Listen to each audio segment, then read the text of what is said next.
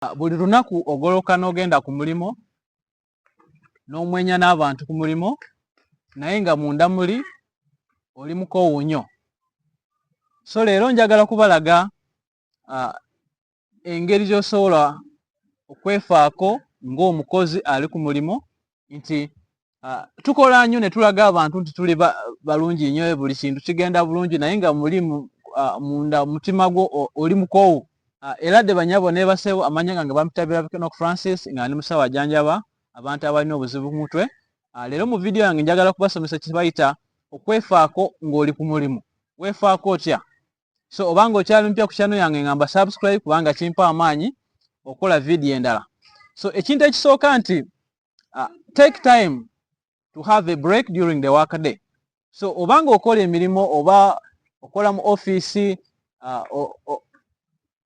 olabirira abalwadde, olabirira abantu, nti tugamba nti funa akadde ak'okuwummulamu, kayinza okubeera break time, kayinza okubeera lunch time wogenda okulya ekyemisana. Okay? Kino kirungi eri obulamu bwo. Okay? N'ekyokubiri tugamba nti funa akadde oyogerezeganye n'abantu b'okola nabo. Gutobeerawo buli kaseera mbu okola emirimu okuva ku makya paka olweggulo wogenda. Okay? Funa akadde omanye abantu b'okola nabo, mwogere nabo, musekeko, mwogere ku bintu bingi, maybe ebintu bye muyitamu, naye tobeerawo buli kaseera nga oli serious, buli kaseera obeera ku mulimo, tosobola kwogera ne neighbor gw'okola naye, tosobola kwogera naye. Okay? So funa akadde k'okwogera n'abantu b'okola nabo. Okay? Then ekirala nti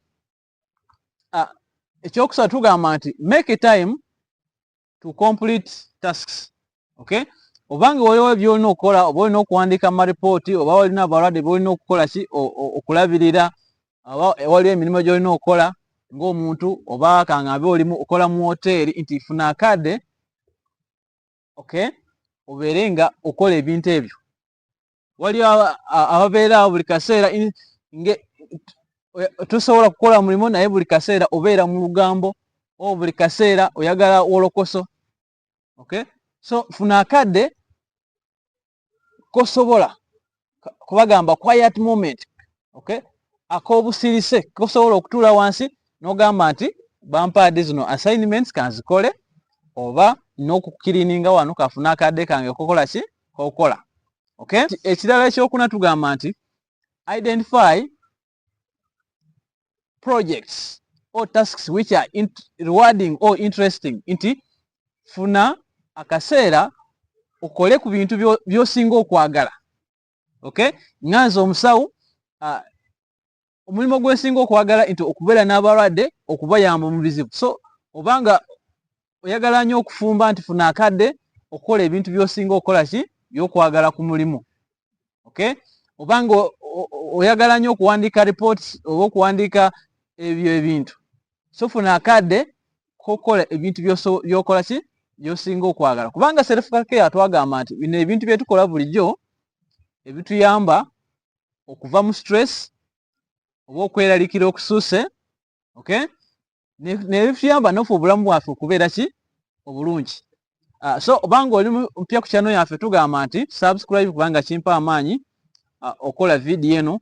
N'ekirala nti twaniriza abantu abasobola okujja ne batwegaatako nti nina vision ey'okugenda nga Nakivale okuyamba bano abantu, kubanga nabeerako eyo emyaka 2 n'emyezi 5 nga nzijanjaba abantu abalina obuzibu bw'omutwe. Naye gavumenti ya America bwe yakoma okola ki okusindika sente mu bitongole ebisinga, nti bano abantu engeri gye bayitamu bayita mu buzibu bungi.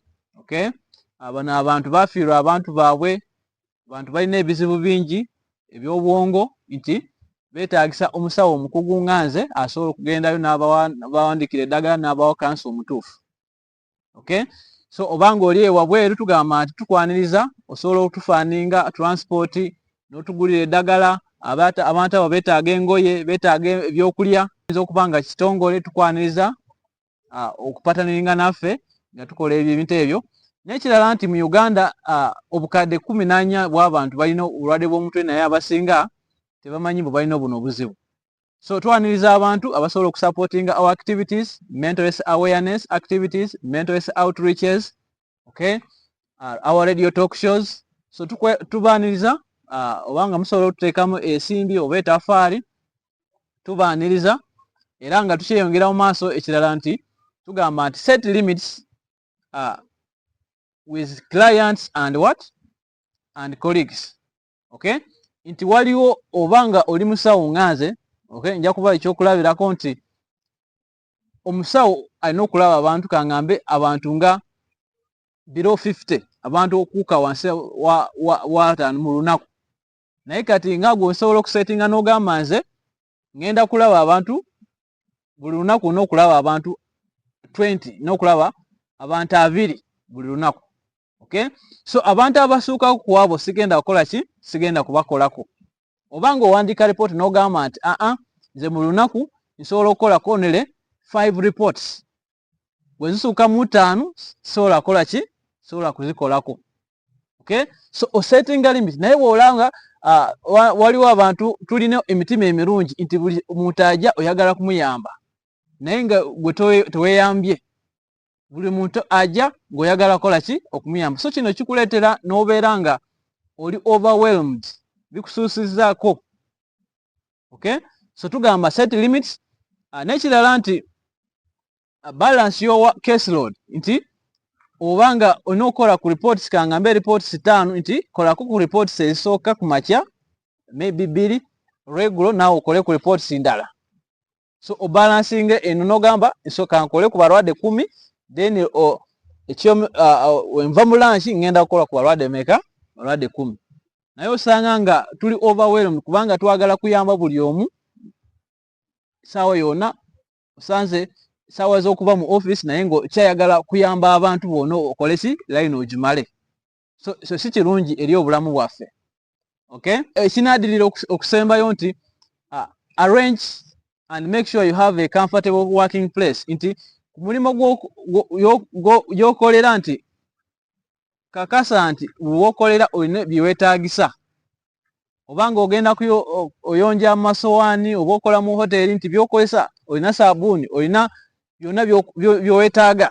Obanga oli musawo olina ebintu byosobola okukozesa nga oli kuki, oli ku meeza.